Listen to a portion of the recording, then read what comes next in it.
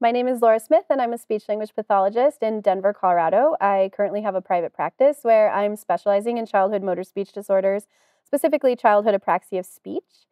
This child here is Nathaniel, and I've been seeing him for probably 6 months or under. So he's relatively new to me and relatively new to just establishing a relationship and working on, new targets and treatment plan. Looks so good. Okay, here's all the food the little caterpillar eats, okay? I want you to find them when you see them. You want to take it out? Are you eating some gum? Make some candy. Oh, candy. Yeah, it was Halloween, right? Have a seat. Come here. Good job, Nathaniel. This was a first for Nathaniel because he usually wants his mom right at his hip. Yeah, no, he has to be the center of mom's attention. If not, we get... So the fact that he let her stay on the chair is noteworthy. So that tells me I'm making gains in my relationship with him, where he's trusting me more and more to sit down with me without her being right there. So that was really exciting. Can you sit on the X? Look, I'm on an X too. Look. Oh, I'm on an X and you're on an X. Can you sit on yours? Cover it up so we can't see it. Yeah, good job. Yay. Good job, Nathaniel. Okay, we'll move these. Here, let me get my caterpillar ready. I'm going to do them. I'll let you see them after, okay? It's going to be fun. You're going to like it. Okay, in the light of a moon, a little egg lay on a leaf. One someday morning, the warm sun came up. What did it do? It came up. Up. Nice. And popped out of... I'm attempting to use what's called a sign cue. So sign cues can be a gestural way to cue a word. So in this case, I'm pointing up, but a lot of times I'll use sign cues even with words like help. And instead of me saying, say help, I'll be like, what do you need? You need. And if they know the sign for it, then they will, it'll help. It's like we say motor helps motor. So a lot of times the sign or the physical gesture will also help get the word out. In his situation, he needed the model still, but I was attempting to do a sign cue. Pop out of the egg came a tiny and very hungry caterpillar. He started to look for some food. On Monday, he ate through one apple. Can you find the apple? Yeah, good job. Okay, put it on here. Ready? And then we're going to tell him to eat. Eat. Nice tapping sound. But he was still hungry. On Tuesday, he ate through 2 pears. Where are the pears? They're yellow in this one, Nathaniel. Can you find 2 yellow pears? That's a pickle. Do you see 2 yellow pears? No. You're good at colors. Where are the yellow fruit? This documentary is sponsored by Goli. Finally, a tablet designed with your child in mind, free from toxic ads and junk. Goli's system builds independence and communication skills. And now it includes an AAC Talker app with every daily skills system purchase. Go to getgoli.com and save 10% with the code FINDINGWORDS. So as a speech-language pathologist, even though my focus for Nathaniel and the reason his mom has come to see me is for childhood apraxia of speech, I'm also promoting vocabulary and language. So finding the 2 yellow pears, finding the pears versus the apple, the oranges versus the strawberries. Like, we're always, I feel like as speech-language pathologists, really focused on language and vocabulary too, across the board, regardless of what we're treating. So a lot of times a speech-language pathologist is actually working on multiple goals, not just the motor speech goals in a session. And people might not necessarily see that. They might just see me reading a fun book to a kid. And how much of that are you trained to deal with versus things you have to kind of almost learn or reach out to other colleagues to figure out? Yeah, I tell parents all the time that language is like the bread and butter, what we see primarily when we're in grad school. That's what we see in our clinicals. So whether it be expressive language or receptive language, most SLPs come out of grad school with a solid grasp of those 2 concepts, and we're just naturally good at doing it by that point. Whereas childhood apraxia speech, unless your graduate program, had a professor who spent some focus on it or knew or had specialized training themselves, usually SLPs need to have advanced postgraduate education in it to learn how to treat it appropriately. Again, there are some exceptions, but at least where we're at right now, I would say therapists need to have that postgraduate education in childhood apraxia speech. job. Put it right there. Okay, what's he gonna do? He's gonna... What's he gonna do? He's gonna... You say. He's gonna... Let's see. Eat.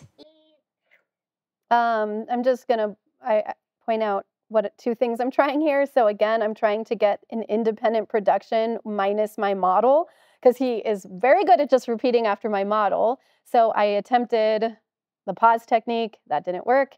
I attempted a sign cue, that didn't work. So I had to give him the model. But as clinicians with childhood apraxia speech, we are also doing this dance of fading cues because as wonderful as cues are and how much we need them to help the child, they all have to be faded in order for the child to have achieved true motor learning of the target. So we're always doing this little dance of, can I fade even more? Can I fade even more?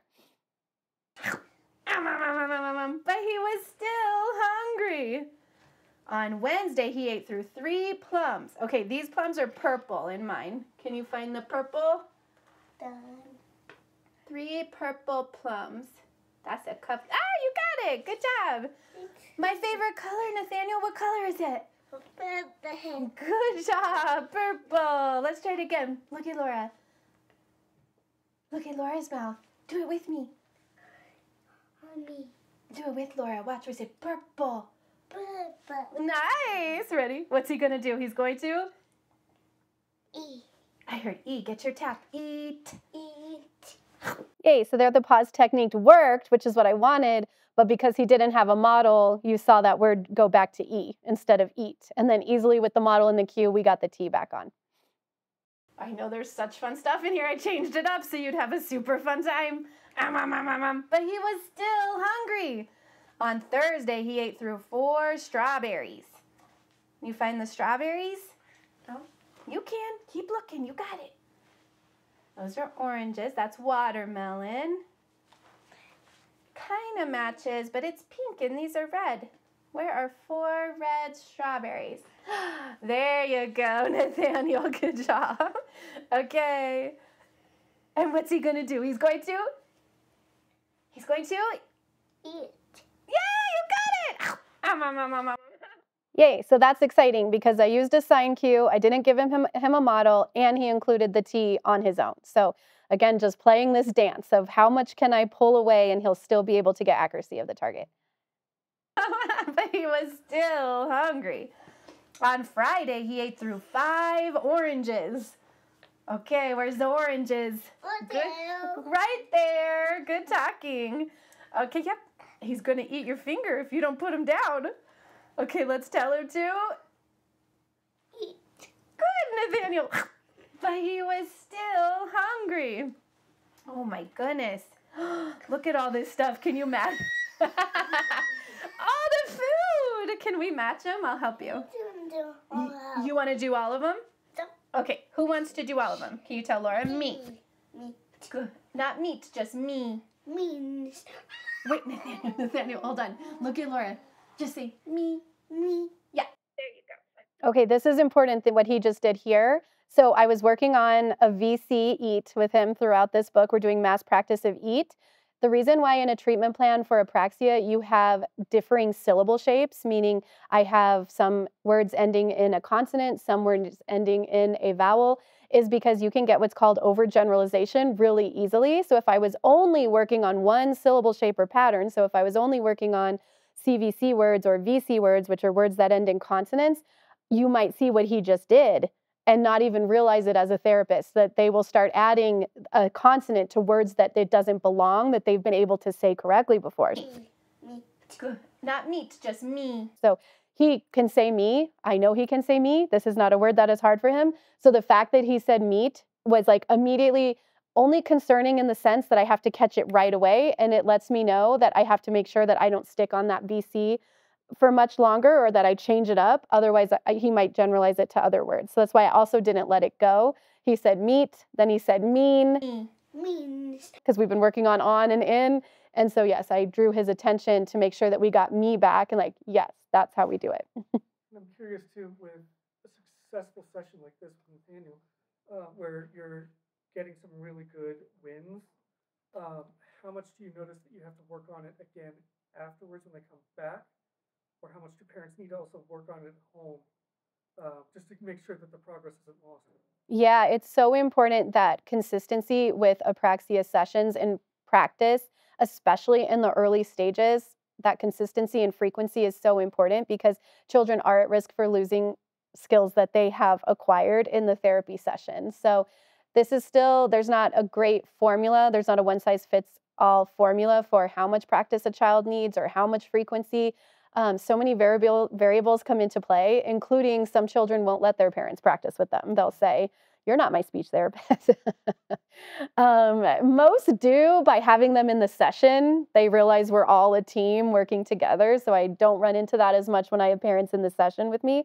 But yeah, it's really important that, and that's again why you are strategic in your planning of the treatment plan and why you have a small but like hearty functional word list is because you are maximizing the amount of opportunities for repetition so that you don't have regression or lose skills that were gained. Okay, go ahead. Keep doing it. You get to do it all. This. Lollipop. Ooh, yummy. You should see his face. He's smiling from ear to ear. Okay, what about ice cream? You find ice cream? He does? Oh my gosh, so glad I picked it then. Ice cream over here. Okay, what else do we got? This. Ooh, cake. It's Is it chocolate? yeah. Is that what you were saying? Chocolate cake? Ooh, a cupcake? Mount. Is it a muffin? No. Cupcake? Something. Well, that is pie. Mom, this. That one's watermelon. This. That's a caterpillar. So it would be difficult to even transcribe how he's producing some of these longer multisyllabic words. So I only really know what he's saying because it's in context, which is another reason why I like to use books. Like books are great because the vocabulary is in context. And so I'm looking at chocolate cake, even though it does not appear that he actually said that. And he's like, yep, that's what it was. Or when he said caterpillar, it's really unintelligible. And we also just see intelligibility decrease with apraxia. One of the criteria, one of the indicators of apraxia is difficulty with co-articulatory transitions, which is just a fancy way of saying as we articulate between sounds, articulate between syllables, making the words longer, moving into multisyllabic, you might see more disintegration of the word and sounds. So definitely seeing that here with Nathaniel. One thing to add too is that Nathaniel actually has a lot of language. A lot of kids have different language profiles as well. Language and speech are related, but they're separate from each other. So with speech, we're really working on the articulation of the sounds. With motor speech, we are working on the articulation of the movements for the sounds. Whereas with language, you might also have, and this frequently happens with apraxia, that kids also have a language disorder as well, and this can vary in severities as well. You can have a very mild expressive language disorder, or you can have a very moderate to severe expressive and receptive language disorder. So kids come with a whole variety of different profiles that we are, learning to work with and write goals for. And so in Nathaniel's case, he has a lot of expressive language that happens to be highly unintelligible. So I had to take him all the way back to, even if they have this much language, I have to take them all the way back to a word like eat because he's not even adding the T on, a word like that. So. Wait, we gotta match it. Find a pickle. Put the pickle on. That's a leaf. There you go. You're gonna put it on. Nice, Nathaniel. I heard that engine sound. Good job. You put it on. So there I tried the pause technique. He didn't do it. Then I modeled it and he said on. Pause technique is where you leave room or space in a predictable phrase that you have taught the child throughout either the session or just routine. So in this case, he knows to fill in on when I use the phrase put it, he knows that the answer is on. Pie. That's sausage. sausage. This is pie. Huh? This is pie. Brat. Wait, don't get a tap on the end, just pie. Brat. Pie. I heard pie. Good job. The reason I accepted that was simply because he didn't put the T on the end. So similar to the other word where he added the T where it didn't go, I'm not interested in the diphthong right now. I was very interested in that he's not overgeneralizing a final consonant. Cake. Fall. It fell. Yeah, fall. I heard that. He's going to.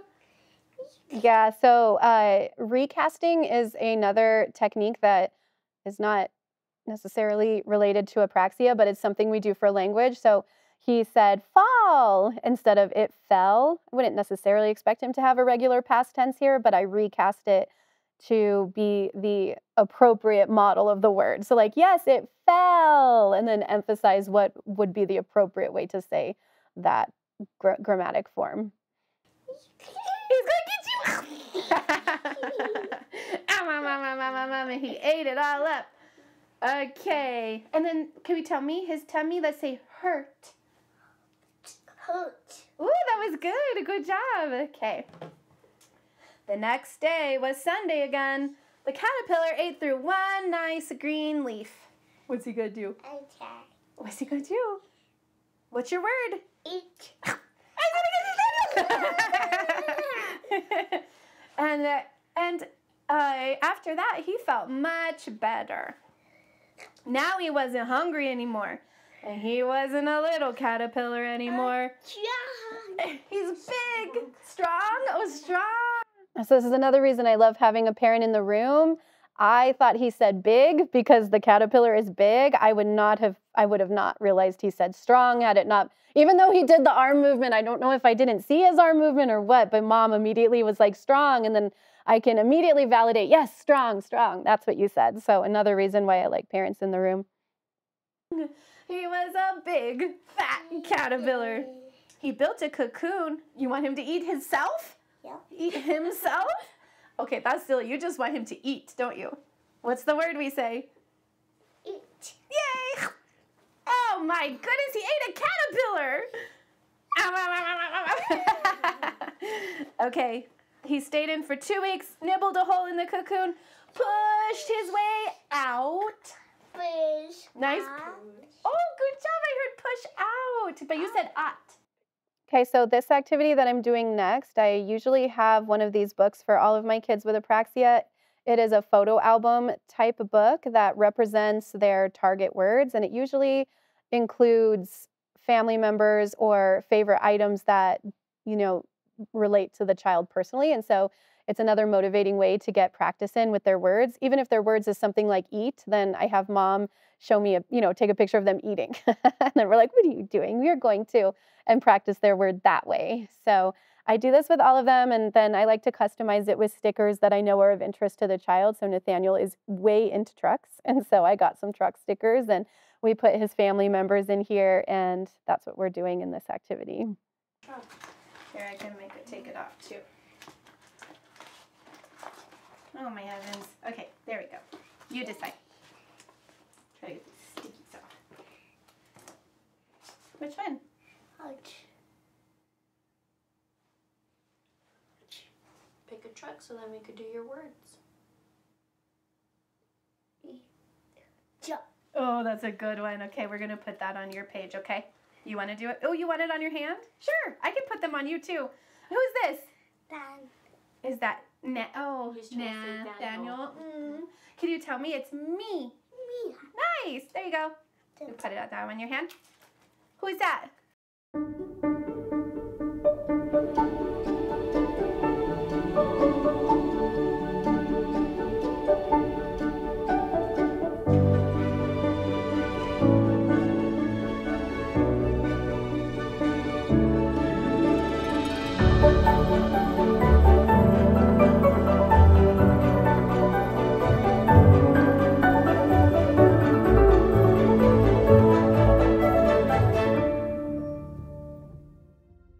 So when a child has a long name like Nathaniel, even if they don't, it almost seems like a fate that the child will have a difficult time producing their name, even if it's a simple name. Even if it was Kate, you're going to have a child that can't say a K for some reason or something. So anyways, eventually I will, I have not with him yet, but we will move to a word approximation that will allow him to say some version of his name.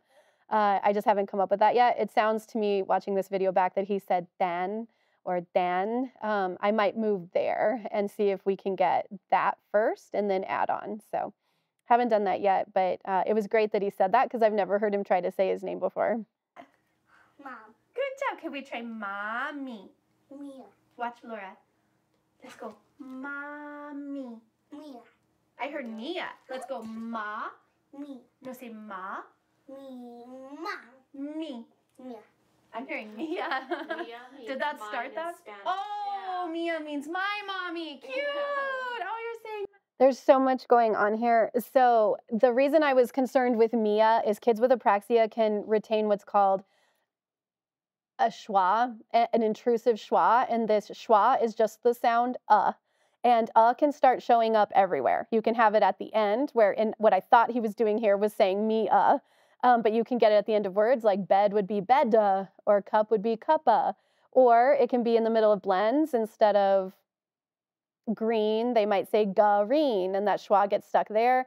Or I had another kid where I thought he started adding articles, like the article like a bed or a cup or an iPad, until I realized it was an intrusive schwa that got stuck. So I was narrowing in on it, thinking that perhaps we had an intrusive schwa going on here, but then that's another reason why it's so great to have Mom in the room, because he's a bilingual speaker and Mia is my in Spanish. So he was trying to be like, she's mine, my mom. And the other thing that's going on in this one little clip is he produces mom. He normally says ma or mom, and he has a difficult time with the syllable shape where you change. He can do the same consonant, like in mommy, like as long as it has two consonants that are the same, but changing the vowel is difficult. So mama is easier than mommy from a motor speech perspective. And so I know he can say me, so I'm trying to make it more complex, probing again to see if I can get a longer, more complex syllable shape of mommy. So miscommunication also happening between both of us here. Oh, you're saying my mommy. Yeah, Grandpa taught him Mia the other day. Mia means mine in Spanish, so. That's so cute. Is that your mommy? Yeah. Who's this? Dad. Dad. Should we get another one? Let's say daddy. Tita. So go, wait, watch for dad. Oh, so common with apraxia. He just reversed what I asked him to say. Instead of daddy, da.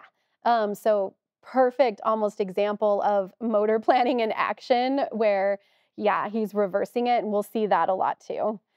Again, in this word, I know he can say D. I'm going to push play and then I'm going to tell you what's going on. No, I heard T. Say da. Dad. D. D. T. I'm hearing T. You're close. Get your drumming sound. Turn your voice on. D. Hey, T. look Look at Laura. Look at Laura. Hey, Look pay at Laura. attention. D. T. Nathaniel, da. Da. Yeah, that's the drumming sound. Now use that and go D. T. Okay, good try. I'm still hearing T. So frustrating I couldn't get it, because I know I could if I had better attention from him. But this is something you can see with apraxia as well, inconsistent voicing errors. So what makes it inconsistent is he could say it fine in da or duh, but then when he moved to it in D, it went to T. So these voicing errors are very common, and we see these a lot, especially inconsistent voicing errors in apraxia, particularly a lot of times in the early stages of therapy. So he's definitely demonstrating that. And the other thing I'm doing here, the reason I'm wanting him to say daddy instead of dad, even though he calls his dad, is again for the same reason I was doing mommy. I'm trying to get a more probing for a more complex syllable shape of daddy as opposed to da or da for him in his case. Who should we give to daddy? Should we give one to him? Yep. Which one does he want? Teacher. He wants this truck. Yep. Okay. Let's give that one to daddy. Should we put it on? Well, not on his face, but put it up here.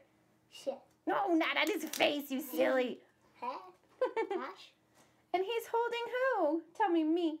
Me. Yeah, good job. That was a great me. Nick, you try mommy again?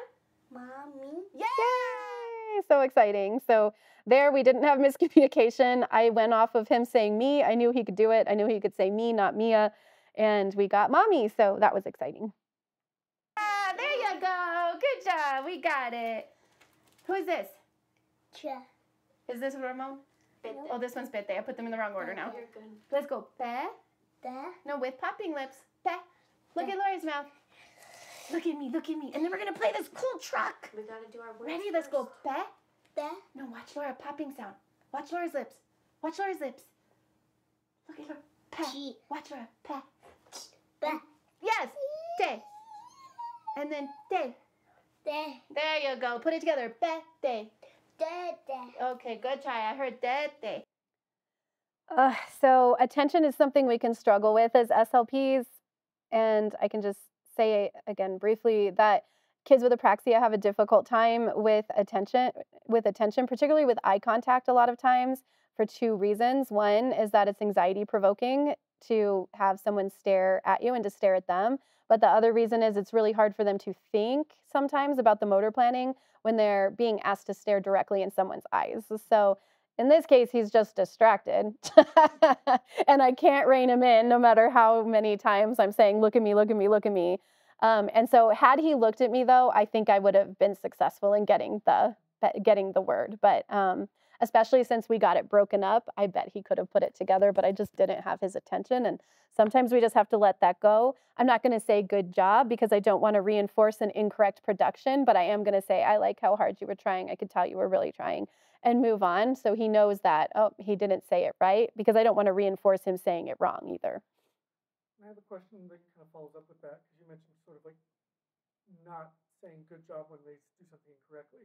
I've also heard you kind of own up to a couple things when you like had things in the wrong order. You know, like you almost, is that something you just automatically do as a person, or is that something you try to actively do when you're in the sessions to make sure that the kids see you make mistakes so they know that everyone does?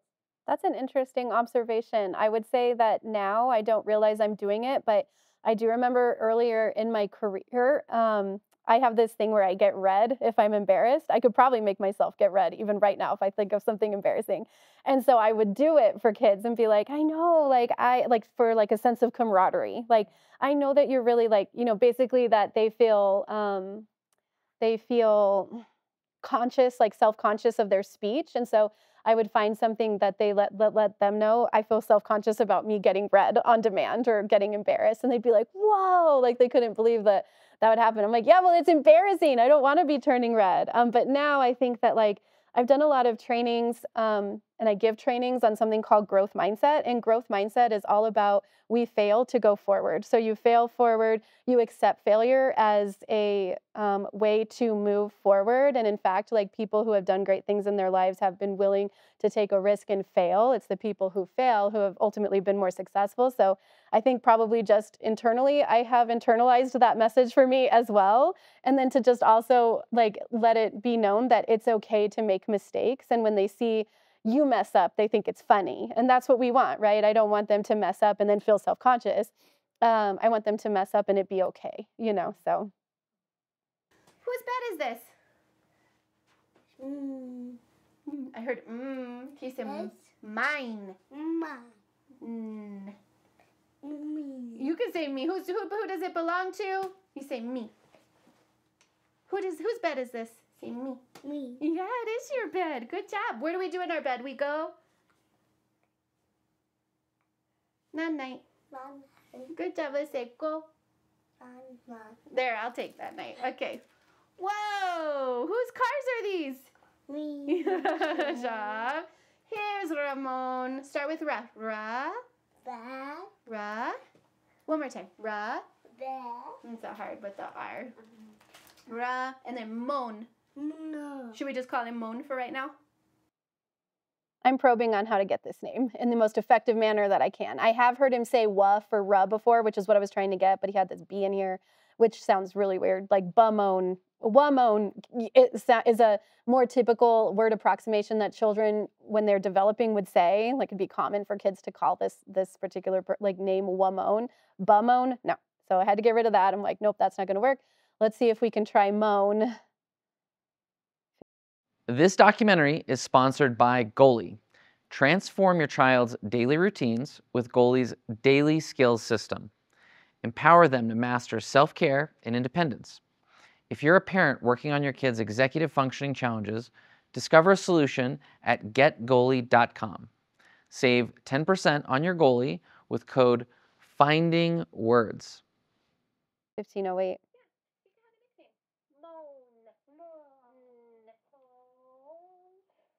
So what is Ramon? Where does Ramon wear his Attention again is so hard. I even tried to hold the book up to my face, which is a strategy we might use.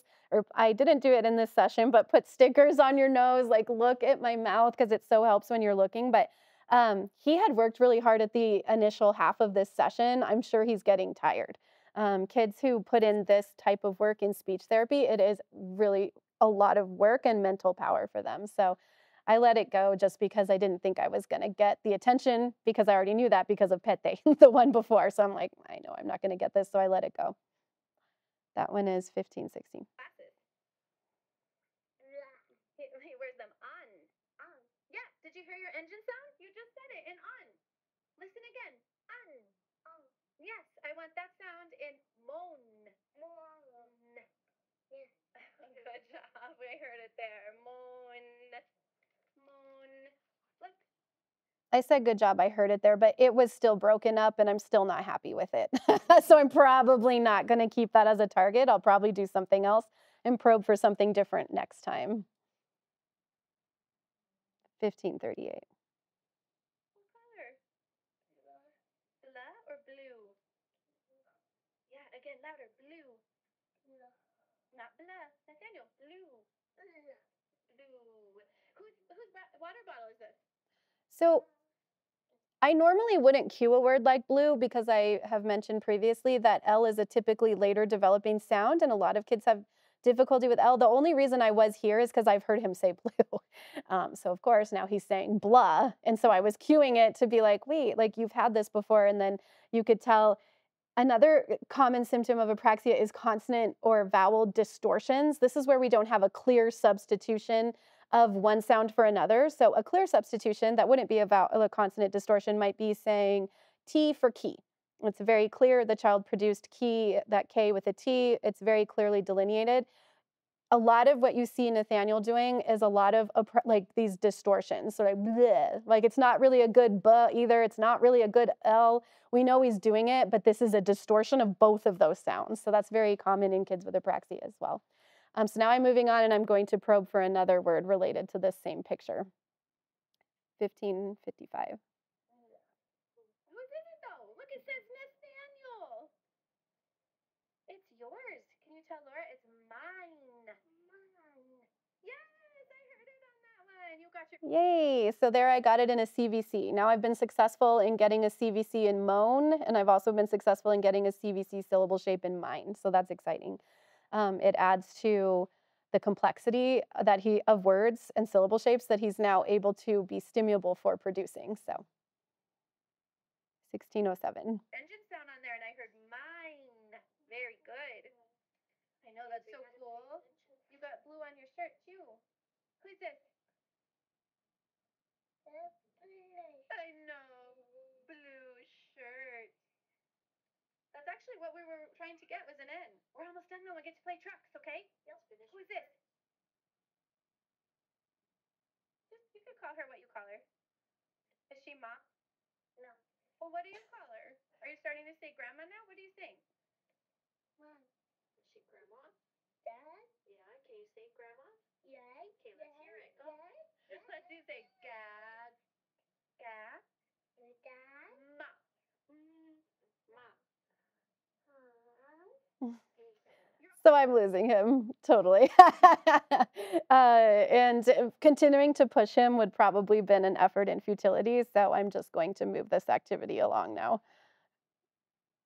1656. Almost done. I think this is the last one. What is it? Is it Pa? Yeah, Paw Patrol. And now you're into PJ Masks. You did it. Good job. Okay. Do you want to see the truck? Yep. The big truck? Yep. Can you tell Laura? Wait, let's say I. Truck. I heard truck, yes, but I want you to say, wait, let's say I. Truck. No. Say I. Truck. Just say I. I. Want. Truck. Yay! Ah, look at that eye contact. It was so beautiful. And look how well he did when he had that eye contact and that one-on-one with me. So that's why I got up and put my body as a barrier in between so that he would focus on my face. 1737. This is also something called a carrier phrase. So I probe for these a lot throughout sessions, especially when kids are in the early stages. It's a carrier phrase includes things like I want, I pick, I choose, I need, and it's a way for them to start producing phrases with more words when they're requesting. So they might get really good at requesting, as you saw, I truck. Let's see if I can get I want truck or I choose truck. So in this case, I chose to try and probe for want, and it was successful. So that'll be added as a goal too. 1737. Oopsie, and I just ran way forward ahead, but I think I'm pretty good. Let's see what this is. Trash cans, the hard word. You dumped them out. Exactly. Out. Nice. Good job. Yeah, he has. That's so good. It used to be hard for you to put a tapping sound on the end. Good job. Are these so cool? So cool, huh? Do you want to see my other trash truck? I have more. Do you want to see the other one? Yeah. Okay, let's say I want more truck. Okay. Nice, more truck. Whoa. Okay, so I'm pushing it again. I'm saying, okay, I got 3 words. Can I get 4 words? And it is always a balance. If I got pushback, I would have let it go, but I didn't. And so then he was able to say, I want more truck, which was awesome. 1917. Nathaniel pulling out all the words today. Yeah, he opens up too. I can't think of anything else I'll probably say that I haven't already said, even through the end of this. If you guys think you have everything. Yeah, I think my last question would just be like, because Nathaniel is sort of new to your practice, and it's only been like a few months at this point, 6 months. What do you envision the next 6 months looking like? Yeah, my hope for him would be that all of these target words that I have or I'd have, he's already met a lot of his target words. As I told Mom, he's saying T's on the end of words like eat and out, and she just said those have gotten a lot better. And so now it would be to combine words that were on his initial target list and maintain articulatory accuracy. So now that he got really good at, let's say, words like mom and up instead of ma up, we require him now to do the whole phrase mom up while maintaining all the sounds through that, what we call a movement gesture. So putting those 2 words together, because a lot of times too, they might have all of these words solid, like 100%. We're going through their word up, out, eat. But then when we say, you know, mom, mommy, daddy, they might get really good at that. But then we put those together. Okay, great. Now let's say mommy eat. All of a sudden it goes back to like ma-e. Oh, you forgot all your sounds. And so then that's where we work. So these target word lists really don't die once they're mastered. They're just expanded upon, usually. So yeah, I guess to answer your question, there's no crystal ball where I would say, but my target for Nathaniel would be that he's much more intelligible. He's acquired more syllable shapes than he has. Like I mentioned, I would expect him to get syllable shapes that are CV, like mommy, daddy with the vowel change. And then we just keep going. Hopefully we'll see even CVC words with a consonant and vowel change. So maybe we can get that gamma in there for grandma. So yeah. And then, real quickly, because you touched on it before we even started filming, was about how the journey for different kids is all over the place in the sense that some kids are done by 6, some are still going even to their teens. Can you just touch on that just real quick? Yeah, so in terms of prognosis, which is what all parents want to know, what's the prognosis? Will my child ever talk? There is really no crystal ball, and parents hate that. It can just change. Prognostic indicators, you can have negative prognostic indicators and positive prognostic indicators. And some positive prognostic indicators are that a child is very attentive, they don't have attention problems, they're not dysregulated, they don't experience a lot of sensory dysregulation. There's no additional, or not as severe comorbidities. The more comorbidities you have, it's thought that the lower the prognostic indicator is, like that's just another negative prognostic indicator. So if you have a very severe language disorder, that's going to affect you more than the child who does not have a language disorder in terms of your prognosis for apraxia. So And then I say you take all of this with a grain of salt because I've seen some kids who have a lot of negative prognostic indicators and a lot of different comorbidities outperform someone who had, maybe just one or two diagnoses with their apraxia of speech. So this can definitely take, I've had kids that are exited at 5 or 6, and I have children who still see me into their teens and everything in between. And then in terms of just outcomes for even adults, I've seen adults who are very unintelligible to me, but still view themselves as a verbal communicator, and I've interviewed them. And then I've talked to adults who can tell internally that something is still there with their speech, but externally, no one, including myself, would be able to detect any hint of a speech disorder. So really, it just varies, particularly when you have autism too. It's sometimes the age that you get a child into therapy matters as well. The brain is the most neuroplasticity the younger that it is. And so it goes without saying then that the younger we can get kids in the appropriate therapy, if it is even suspected apraxia, the better, because the brain is just more malleable to that change and growth. So that doesn't mean, though, that I haven't had children, like let's say with this one child with autism, come to me when he was in 5th grade, and he was great on his AAC device, and the AAC SLP was like, I think he's starting to try to talk. I think he's trying to say sounds. Like, I'm going to refer you to Laura. Let's see if she can help him. And he's still extremely limited with his language, but he's speaking in 1, 2, 3 word phrases to his mom and makes her cry daily now. And I've been seeing him for 4 years. So it doesn't mean that progress can't happen either. So. And then one last thing, why don't you just say your name and where people can find you, just in case we need that on the video at the end for kind of like an end sting. My name is Laura Smith. I'm a speech language pathologist in Denver, Colorado for my practice of Mile High Speech Therapy. I also operate social media pages under the name SLP, Mommy of Apraxia. You can find me on Facebook, Instagram, TikTok, and I have a website, slpmommyofapraxia.com as well, where you can get contact information. We're going to follow Nathaniel along in his journey and check in 6 to 12 months to see what progress he's made. Subscribe to our channel to see the next episode of Finding Words. Support our sponsor by buying or gifting a Goalie daily skill system for a child in your life. Go to getgoalie.com and save 10% with code FINDINGWORDS.